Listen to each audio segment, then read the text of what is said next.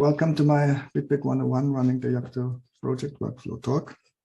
I have also a subtitle, BitBake for the PC developer. So this talk is a little bit a tutorial for a developer that used to watch tutorials in double speed.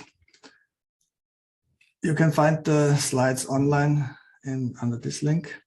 If you have downloaded the PDF slides, they will miss the slides numbers. The HTML version just has slide numbers, and if you have questions, please write down the slide number that I can refer to them and ask me, as Trevor said, after the talk.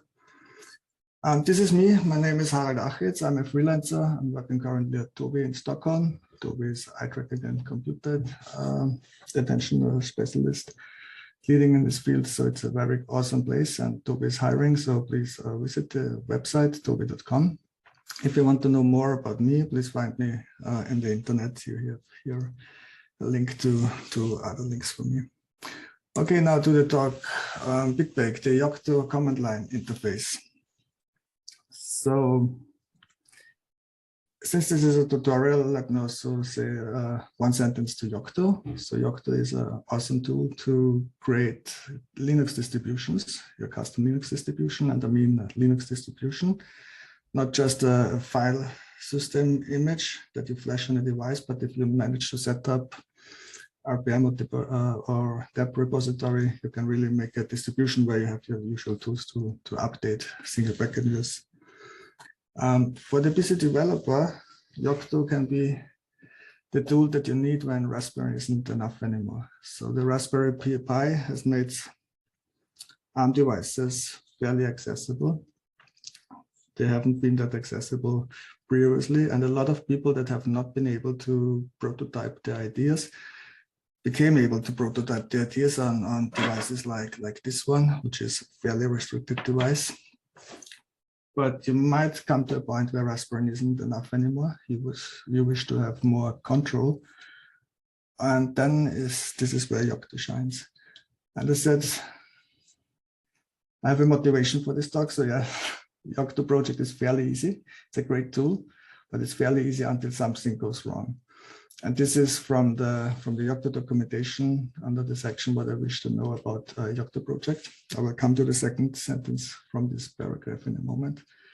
Just let me put here one more thing about BitBake.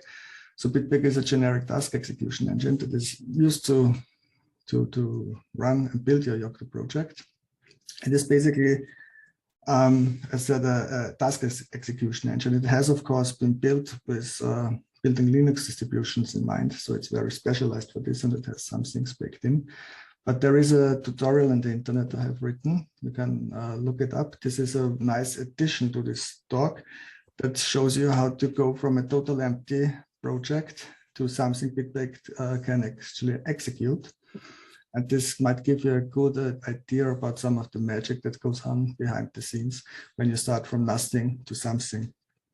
This tutorial is a little bit on top of it. This webpage I show here is not required, but this is a little bit a different thing here, because what I'm focused here is a little bit understanding of how the build process works, because this is what this paragraph says.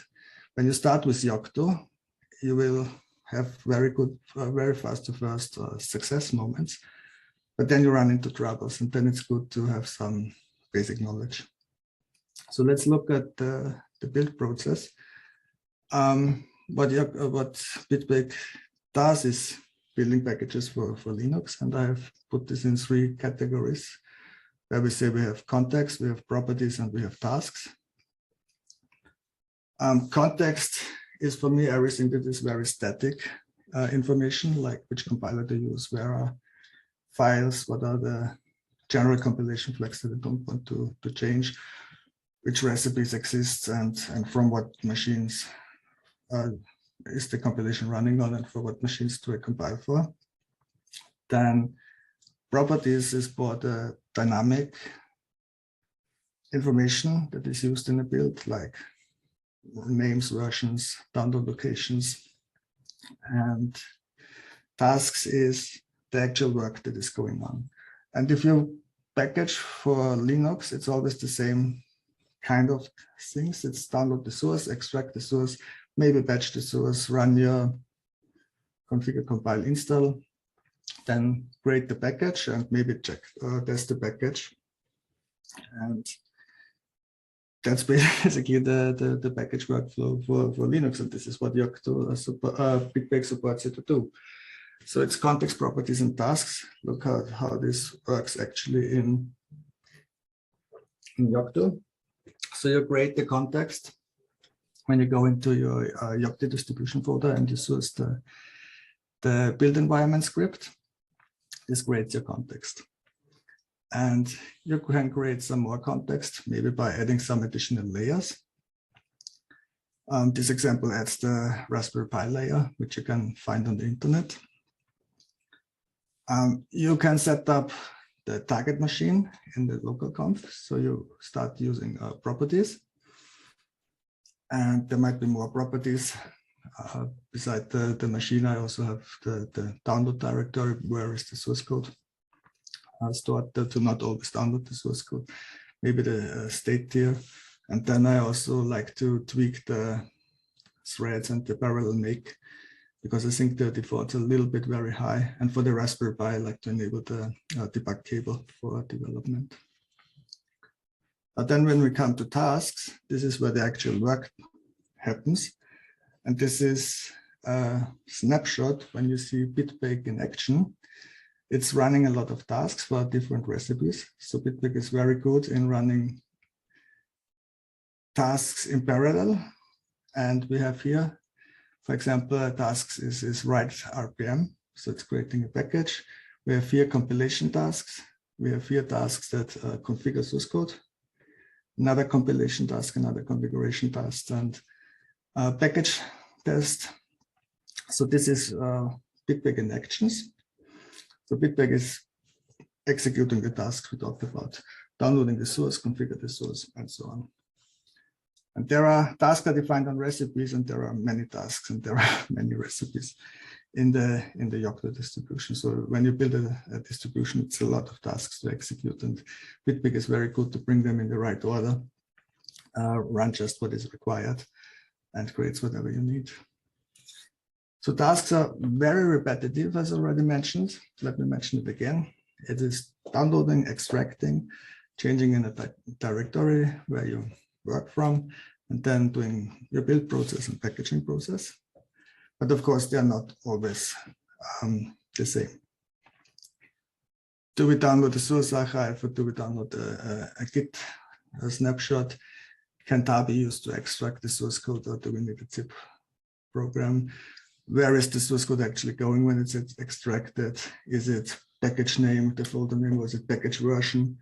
And do we run configure, make install, or is it a CMake project or a handwritten make script, or is it something totally different? And you can look on all the tasks that are on a recipe by listing the task. And for BitBake recipe name, listing the tasks, you see already familiar names like build, to clean, all, compile. So if you see this the first time, some things might immediately look familiar, and you will be able to guess what this does, like configure. Then there are tasks that the recipe does. You will never have to do anything as a developer, hopefully. This is like this here, which manage the state. And then there are tasks like the set scene, which is also, let me say, not in your first thing you do. They do basically saying when BitBake has created something and it says, oh, I should recreate this recipe, but I have all the files. Then it takes the previous generated results and can place them wherever they are needed. But everything else is for when you come first and read recipes like install, package. These are the things you will have to do, and they are very good, readable. Let me show you here something different also that is interesting. Like the setlib package, there is a setlib native version. And I have this here to highlight the fact that if you use BitBake, you cross-compile distribution, most likely. So you create the tool chain for the host where you're working on, and you create packages for the target system. And some packages need to be in both. And setlib is one of the packages that everyone seems to use. So you get this setlib native. One time in the toolchain, you need to create packages, and you get it one time onto the target system. So this is when you see packages with the suffix native. Now you know also where they are coming from. Since tasks do all the same in some way, but they follow the same flow, they are written in some kind of domain-specific language. And BitBake provides you with such a domain-specific language. And like all DSLs, they are a balance act between remove repetitive boilerplate and make it convenient to whatever you do. In this case, it's building software. Basically, here is a template, fill out the gaps, and then you will get a result. BitBake does a pretty good job with this. It's readable with knowing just some basics. These are the basics that I tried to mention here. And let's have a look what the best case recipe could look like.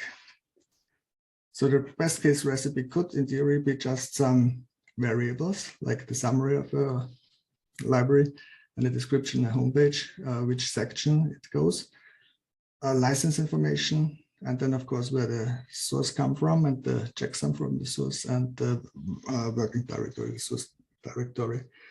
Some information is already here by magic. So like this one, this is the package version that BitBake can get from the recipe name when you name it recipe_version name. And here we say this is our Yocto project. We will come to the details of this a little bit later. But what this means is BitBake knows now what to do. It says, okay, I have a default Yocto project. I run the configure, make install, package workflow. And that's it, basically. The best case, of course, rarely happens. You often want to define dependencies, extend tasks to tasks a little bit different. Maybe you don't build a library, some service, then you need to put service files in place and such things. And BitBake enables you to do this. Again, context properties and tasks. So context are files and file locations. Then properties is what I put as variables, and tasks call them functions. So files is configuration files that exist. We have already seen the local conf, then recipes, the actual software that needs to be built. BitBake knows about include and append files and class files. I will mention a few details about those in a moment. File locations matter. So if you have already done some steps with building Yocto, you know this, you go into a build folder, you have there your local config, which we have seen where you set up the machine and a few other properties. You have the layer conf, where the information is stored, where the other recipes can be found. And each layer has its own structure, which follows some standards. And for the new developer who comes the first time to this, it will, with this explanation, hopefully look familiar, what's going on and self-explaining. Now let's come to variables. When you open a recipe the first time, you have to deal with variables, also config files. There are a few specialities like this one. By default, BitBake does a lazy evaluation of variables. So as a developer, you might expect that this line, the message is value 1, 2, 3. That's not the case because BitBake does a lazy evaluation by default. And you get a message which says 4, 5, 6. So this is one of the first things you will need to get used to. This is why you will see syntax like this, which does the greedy evaluation of variable names. It assigns the value immediately, and then messages what you used as developer, value 1, 2, 3. There is a variable you can append, values with this syntax, which is also very used to developer. There is also the opposite to prepend stuff. I think some programming languages miss this. I think this is very nice. What is here special is, of course, with a space, you append with a space. So this is, you need to know. There is also a version for doing this without adding a space, then it's the dot equal. And there's also the prepend version. Default values, this is something you will also see at the very first thing if you start to edit your local conf. You will, oh, what's this? Now you know it's default values. There are also a lazy and a greedy variation. I like to remember them the first wins with one question mark. So in this case, the message will be 1, 2, 3. And there is also a version that has 2 question marks. And this is the last value that is set wins.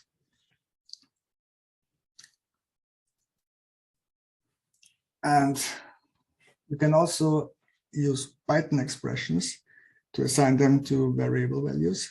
They start with this. So if you open a recipe the first time to read around and see, oh, what is it actually doing, and you see something cryptic like this. So this is running a Python function and assigning the result to a variable. Okay, now let's look at functions. BitBake knows 2 types of functions, shell script-like functions and Python functions. So shell script is the natural choice for building software, like downloading software, extracting, and so on.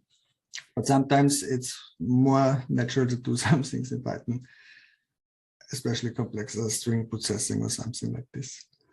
So let's look at shell function. There is not very much surprising if you see them the first time. They look very similar to everyone who knows a little bit about shell function. These variables are defined by Yocto itself. If you want to see more of them, there is a BitBake conf file that defines all the variables in the meta-conf directory. And what is special to shell functions, what you might not look familiar at the first glance, is this syntax. You can append to the default action some additional action. In this case, to install requires the default make install step, but we also want to create a directory and place some service files in there. And of course, there is also the prepend version. But I think it's pretty good readable also if you see this the very first time in your life. So you will immediately see what's going on here. Python functions, they are very often used as anonymous functions. So you see something like this, or nowadays more like just Python and then the brackets. This is immediately invoked after the recipe is evaluated. And it's mostly used, what I've seen, for setting up environment variables and querying environments and setting up other environments variable. There are 2 things here to note. The D variable, which is the data store. This has a bunch of properties. You can find them in the documentation, in chapter 3, I think. BB is not very well documented. You have to look at the source code, but this is what Yocto gives you, or BitBake gives you by default, sorry. So BitBake gives you by default the BB, the BitBake utils, and the data store where you can set and get environment information. You can also override default function by just putting a Python in front of it, like I've done it here. Or just define whatever function you want to define. And this shows how to edit tasks. So this add task display banner before to build. This is another nice example on how readable BitBake actually is as a domain-specific language. And it also shows how to promote the normal function to a task. So it will be shown as in a task list. The first variable and function tagging. This is the first time you see it, maybe a little bit surprising. You will ask yourself, oh my, what's going on here, right? You have normal variable assignment, and then you can assign tags to variable and give these tags a value. These tags are accessible like a Python dictionary, basically. And this example might explain it a little bit better what it can be used for. So there is a function, so also function can be tagged, and there is a clean dirs tag that is predefined by BitBake because it's such a common thing. And this says, before you run this function, please ensure that the value of this is an empty directory that exists. So when you see the syntax now, you know also what this is. And now the file types, we have include, append, and class files. Include files, I think the name speaks for themselves. There are two different types of include files, the include and the require.